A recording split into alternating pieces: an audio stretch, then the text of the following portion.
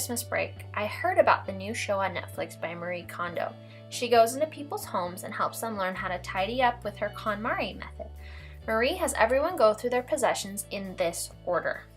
First, they go through clothes, then papers, third is books, fourth is the kitchen, the bathroom, and then sentimental items. There were several things I wanted to do in my apartment in all of these categories, so I made an activity list of all the tasks I wanted to accomplish. I divided it into categories, started thinking about how much time and money each task would most likely need, and when I would have time to work on each one. I also made a visual timeline so that I could look at what day it was and see what I needed to be working on in the next few days.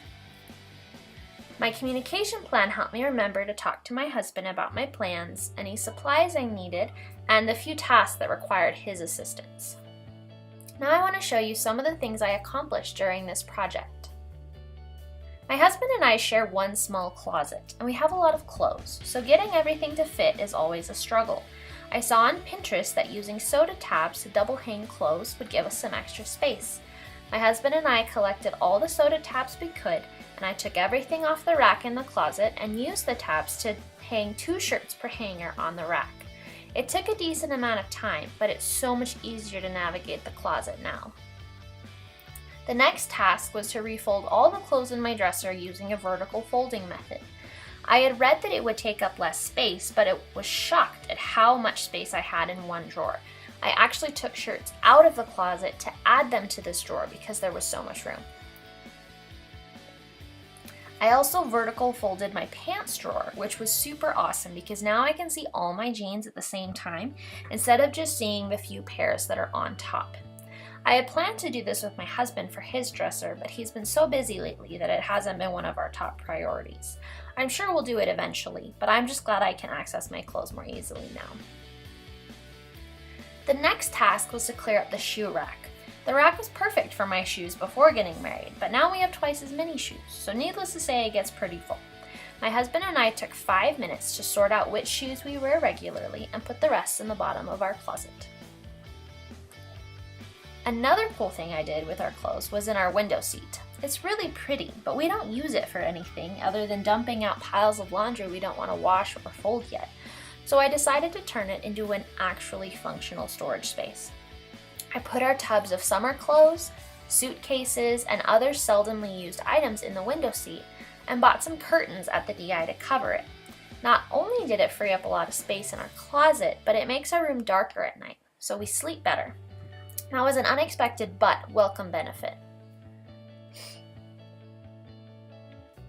I did organize my papers and books after that, but it wasn't very exciting. I did realize, though, that my copy of The Lion, the Witch, and the Wardrobe was missing, and I figured out that my little brother in Texas has it on his bookshelf, which doesn't surprise me.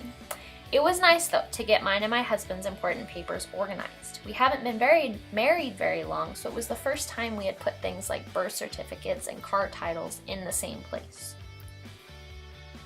Then I moved to the kitchen.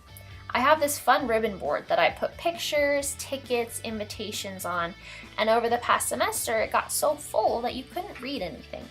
So I took everything off that was outdated, kept a few pictures of our friends, a picture of us, and now it's much easier to see everything. The next task was purely aesthetic.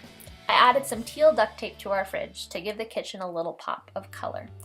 Unfortunately, I ran out of duct tape before finishing the bottom, so I need to get somewhere to finish, but I think it looks good for now. Next, I organized the shelves in our pantry and fridge. Our apartment didn't come with a pantry, so we have this little shelving unit that we use to store our food. I've kind of had categories for each shelf, but I took things out and really sorted them into things like snacks, baking, breakfast, etc. I made little labels with paper and washi tape, then laminated them with clear packing tape so I can reuse them if I ever change the categories. This is a hanging fruit basket I made out of small basket trays and twine. I found the trays at the DI for like $2, and it was super easy and fun to make. I made sure to get a good hook so that it would not fall out of the ceiling. And it's so nice to have that counter space cleared up where our fruit bowl was before. Another thing I did was to hang our measuring cups and spoons on the inside of a cabinet door. I organized them by size so that when my husband and I are cooking, it's easy to find the size we need instead of rummaging around in a drawer. The last thing for the kitchen was a sponge holder. I took my bottle of dish soap, poured it into a pretty pump bottle, and used the plastic bottle to make the sponge holder. I poked some holes in the bottom for water to drain out, so our sponge should stay cleaner now. I liked having the dish soap in a bottle so much that my husband and I went to DI to find some bottles for our shampoo and conditioner. Even though it's February, my husband really liked the Christmas bottle, so we got that one as well as the pretty clear one. It works well, except that it's harder to get the last little bit of conditioner out of the bottle. I'm sure it'll work better when it's full though.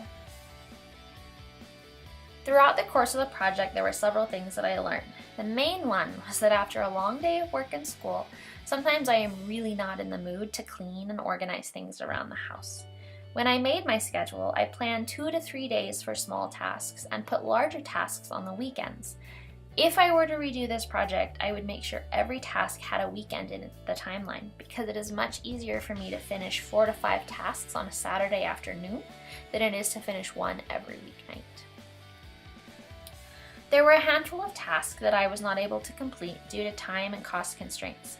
Most of these were the decorative tasks like building a blanket ladder and getting some shelves up for my husband's collection of figurines. These tasks will transfer to the next phase of the project, and my goal is to have all of them done by the end of this semester. They're not very urgent, so I'll just do them when I have a free weekend to work on them.